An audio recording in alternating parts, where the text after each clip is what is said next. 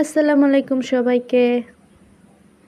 স্ক্রিনে যে মহান ব্যক্তিগুলো দেখতে পাচ্ছেন, এনার কীর্তিকলাপ শুনলে আপনার মনে হবে ভাই রে ভাই, সিনেমা নাটকের পরিচালকরাও তো ভুল জায়গায় স্কিপ করছেন।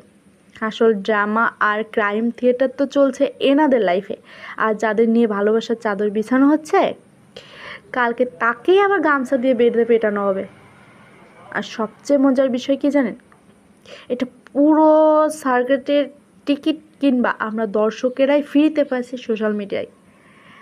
জাস্ট টাকা দিয়ে একটু এমবি কিনা লাগতেছে, আর কিছু না। আজকে এনাদের ডাবল স্ট্যান্ড বা মুখোশটা নিয়ে একটু খোলামেলা কথা বলবো। ভিডিওতে আপনি পরিষ্কার শুনছেন অভিযোগটা কি। টাকার জন্য ছেলে হোক কিংবা মেয়ে, কারোকে নাকি বাদ দেওয়া হচ্ছে না। বাহ, জাস্ট ওয়াও।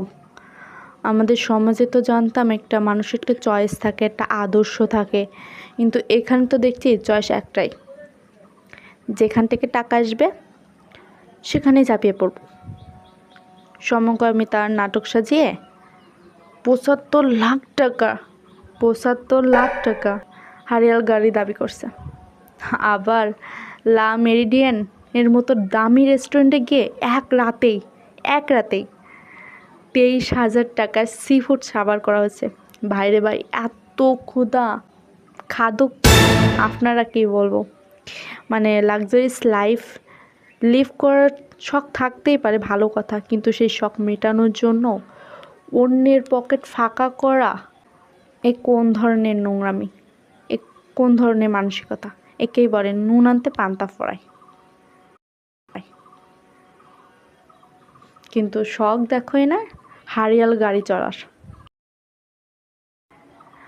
আর যখন এই টাকা ভাগাভাগি বা স্বার্থে আঘাত লাগে, তখনই শুরু হয় আসল খেলা।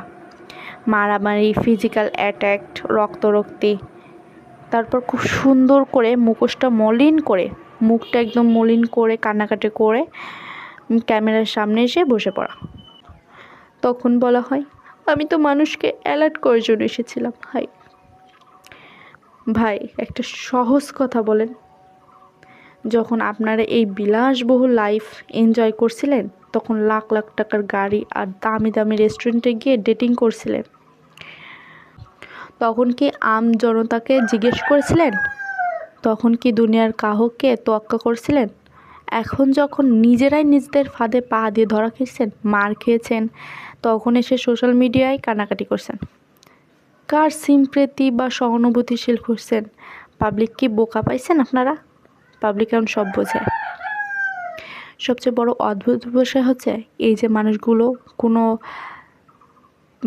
ব্যক্তিত্ব বলতে কিছুই নেই। একটা মানুষ ভুল একবার করে, দুইবার করে, কিন্তু একই টাইপের মানুষের পেছনে বারবার বারবার ধোঁকা খাওয়া, আর সেটা নিয়ে বছরের পর বছর ইন্টারনেটে তামাশা বানানো, এটা কোনো ভুল নয়। এটা একটা সস্তার ট্রেন্ড হয়ে দাঁড়িয়ে। আপনারা যারা ভাবছেন এই ধরনের নোংরা ড্রামা করে নিজেদেরকে রাতারাতি সেলিব্রিটি বানিয়ে ফেলবেন, তাদের উদ্দেশ্যে বলি, মানুষ আপনাদের এই ভিডিওগুলো বিনোদন হিসেবে দেখছে না, সম্মান নিয়ে নয়। দিন শেষে আপনাদের পরিচয় হচ্ছে একজন প্রতারক বা সস্তার ড্রামাবাজ হিসেবেই থেকে যাচ্ছেন। তাই যারা এই ভিডিওটা দেখছেন, তাদের উদ্দেশ্যেই বলবো, এই ধরনের সস্তা স্ক্যামারদের লাইফস্টাইল দেখে কখনো বিভ্রান্ত হবেন না। এরা চকচক করলে শোনা হয় না।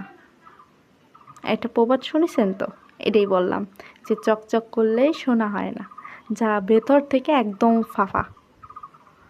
নিজেদের মা বোন আর বন্ধুদের এই ধরনের ম্যানিপুলেটরদের থেকে দূরে রাখবেন।